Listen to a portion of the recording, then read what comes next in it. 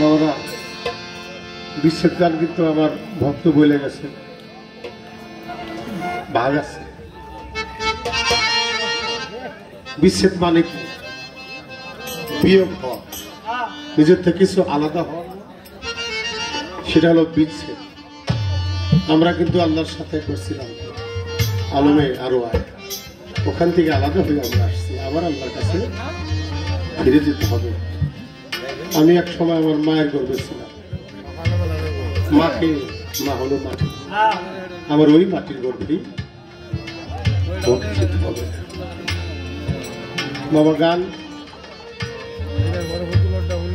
যে গান শুনলে আল্লাহ আল্লাহ রসুল আহলবাদ পাকপাতর প্রিয় বাসায় মা বাবা তাদের নামের উপরে একটু চোখের পানি আসে না। এই গানটা শোনাও ঠিক না, গাওয়াও ঠিক না।